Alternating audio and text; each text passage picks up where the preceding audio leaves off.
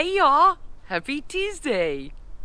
Today we're going to talk about what you can plant in December, as well as some tips for things that you should or could think about doing in December if your schedule allows it. That's part of our prepping and planning I told you that we're going to talk about throughout this month. Then I'm going to take you on a tour of my garden, and I'm going to chat with you and give you a big reminder about how sun is the name of the game for winter gardening in Arizona. And I'm also going to share with you a big adaptation that I made in the garden. So if you've got a chance, stick around to the end, because I think it's a pretty neat idea and it might inspire you to adapt a little in your own garden. Okay, so first of all, let's pop over and take a look at kind of the Pete and repeat list of things that you can plant in December.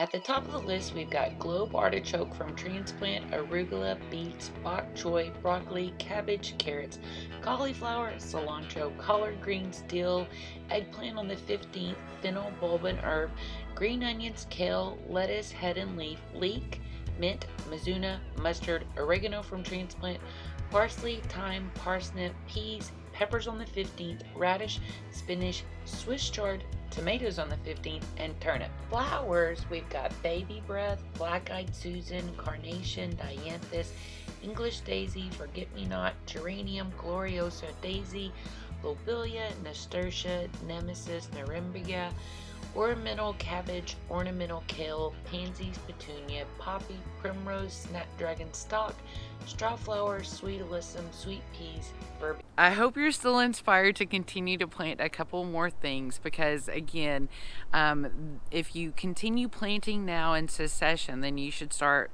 as we come into spring, you should have a couple of these plants that are still producing as your spring garden starts to come alive for you.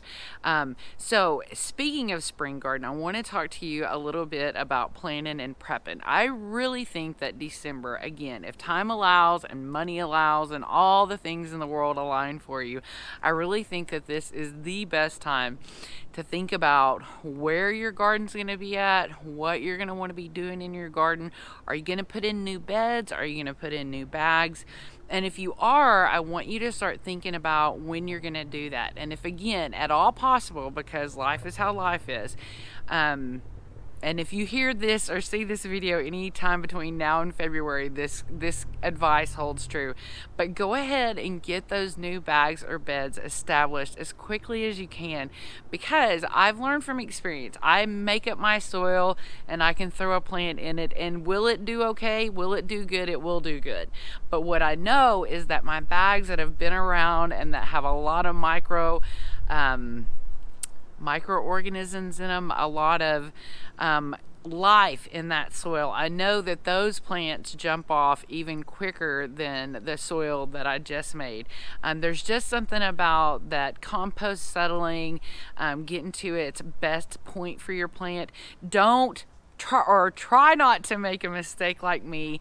Run out in March and go somewhere and get a big load of compost that's slightly not ready, and then throw all of your garden into that. Not to say that come March, if you just saw this video and all of a sudden you're inspired to start your garden and start growing some of your own food, please still do that. Just know that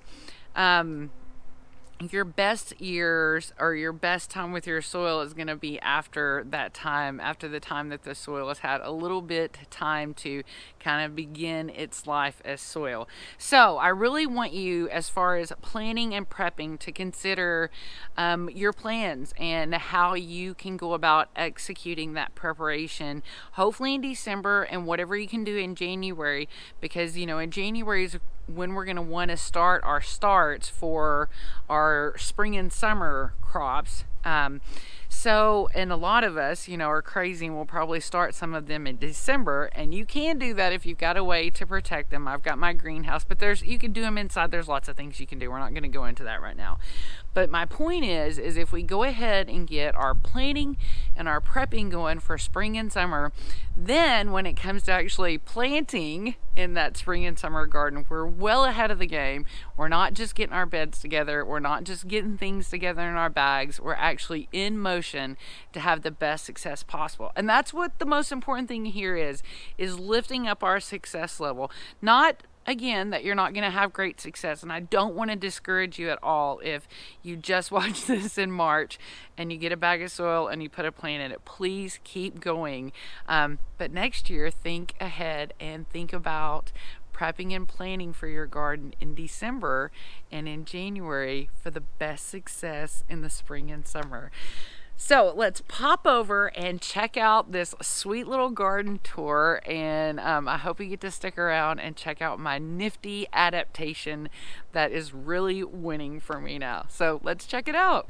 I'm way over here in a part of the yard that rarely gets seen, but I wanted to start over here to show you exactly where my son's at, and I think this is really relevant because this is pretty early in the morning, and this is an important time in that scale of sun and how much sun your plants are getting.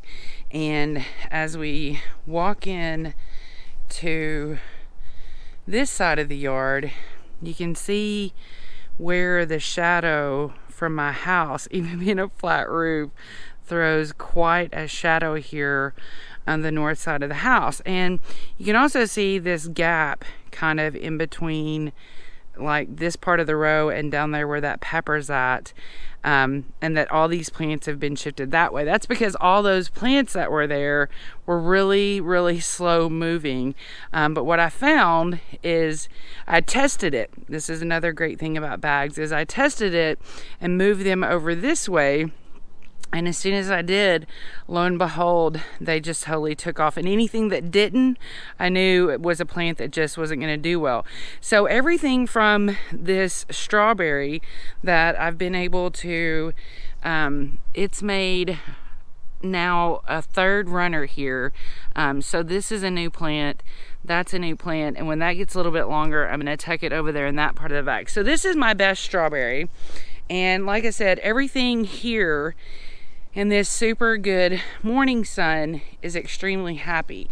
And most of these things over here, like there's a tomato and a strawberry, kind of there at the end, close to what looks like close to the greenhouse.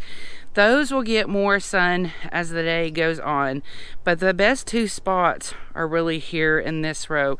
You can see, like I said, these plants particularly were the ones that just were not very happy. And now for once I've actually got what looks to be true kohlrabi, or kohlrabi developing.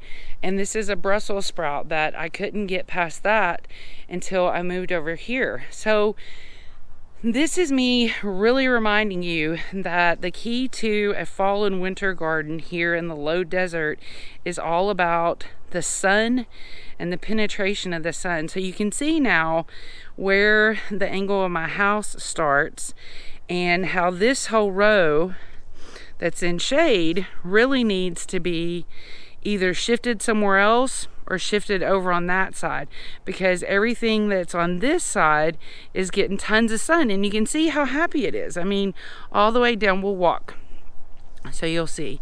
So again, you can see the shadow line. Now these older plants like this pepper and you know, these peppers over here, they're tall enough that they get enough sun to keep them happy. But the true joy of the garden is on this side. So even though, again, these tomatoes are doing great, once I get them over into more sun, these tomatoes are going to